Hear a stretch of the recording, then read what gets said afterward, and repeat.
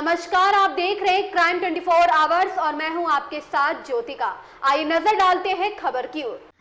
श्री क्षत्रिय समाज मूली 24 का सम्मान समारोह अहमदाबाद में आयोजित किया गया। अहमदाबाद में श्री परमार क्षत्रिय समाज मूली 24 समाज में विशेष योगदान देने वाले व्यक्तियों और छात्रों को सम्मानित करने के लिए एक समारोह आयोजित किया गया। क्षत्रिय समाज के इस वार्षिक कार्यक्रम में मूली स्टेट के युवराज साहब श्री रणजीत सिंह परमार विशेष रूप से उपस्थित रहे और युवाओं से समाज में शिक्षा का दायरा बढ़ाकर समाज को स्वस्थ बनाने की अपील की।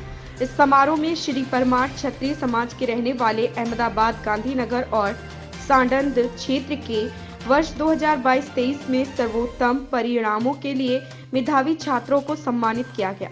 इसके साथ ही हाल ही में सरकारी नौकरियों में सफलता प्राप्त करने वाले प्रेरक युवाओं को सम्मानित किया गया। उपस्थित समाज बंधुओं ने समाज में व्यवसाय रोजगार के साथ साथ शिक्षा के स्तर को बढ़ाने एवं संपूर्ण समाज के सर्वांगीण विकास हेतु प्रेरक उद्बोधन दिया। कार्यक्रम में बड़ी संख्या में श्री परमार क्षत्रिय समाज के लोग अपने परिवार सहित शामिल। आपनो परिचय? मारू नाम वीरेन्द्रसिंह घनश्यामसिंह परमार, मारू गाम टीकर અને હાલ અમદાવાદમાં હું રહું છું। વીરેન્દ્રસિંહ, હાલ જે પ્રોગ્રામ રાખવામાં આવે છે પરમાર સમાજ દ્વારા, શું કહેવા માંગશે?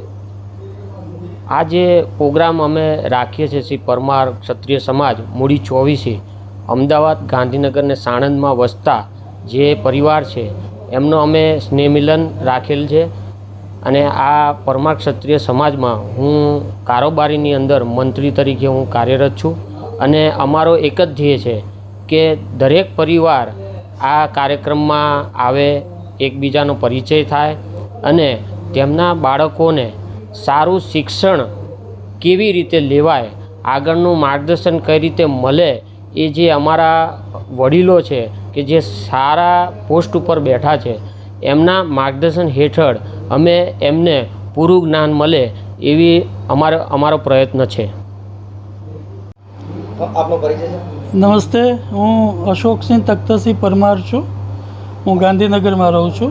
રિટાયર્ડ નાયબ સચિવ છું શિક્ષણ વિભાગમાંથી અને વર્ષોથી ગાંધીનગરમાં મારી સેવા આપું છું। હાલ આપણે પરમાર સમાજ દ્વારા જે કાર્યક્રમ રાખવામાં આવે છે એ વિશે માહિતી આપશો?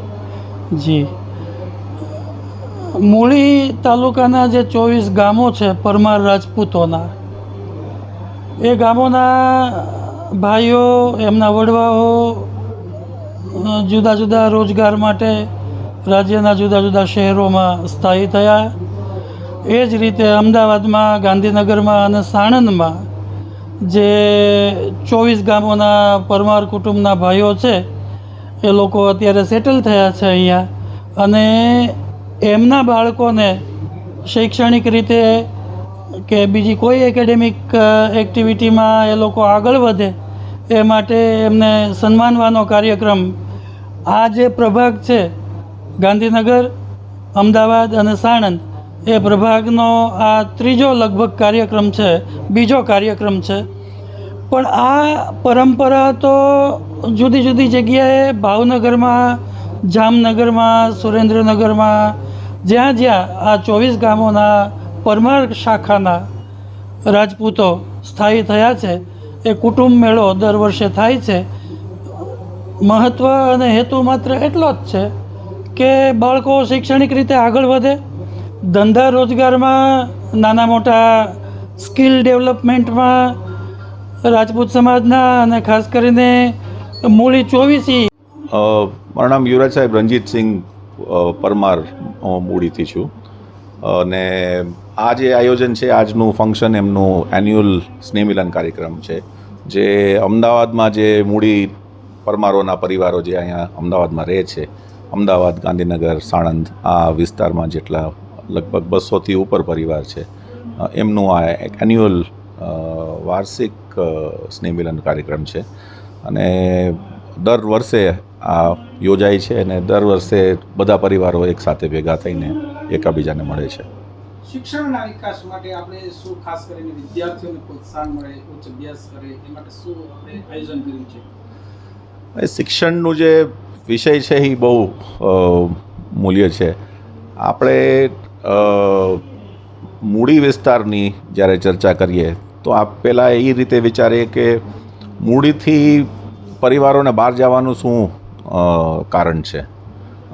મેઇનલી 3 કારણ છે. પહેલું કારણ શિક્ષણ છે. છોકરાઓ માટે ભણતર માટે એમને બહાર જવું પડે છે. મૂડીમાં શિક્ષણની વ્યવસ્થા અને સુરેન્દ્રનગર જિલ્લામાં પણ શિક્ષણની વ્યવસ્થા બહુ એવરેજથી પુઅર છે. બીજું કારણ સ્વાસ્થ્ય છે, હેલ્થના કારણે પરિવારોને બહાર જઈને સેટલ થવું પડે છે. અમારે અહીંયા હોસ્પિટલની વ્યવસ્થા, ડૉક્ટર્સની વ્યવસ્થા બહુ જ પુઅર છે. માણસોને બહાર જવું પડે છે. અને ત્રીજું કારણ રોજગાર છે. એમ્પ્લોયમેન્ટ, करियर, आप जे शब्द यूज़ करो. इस खबर में बस इतना ही. बने रहिए क्राइम 24 आवर्स के साथ.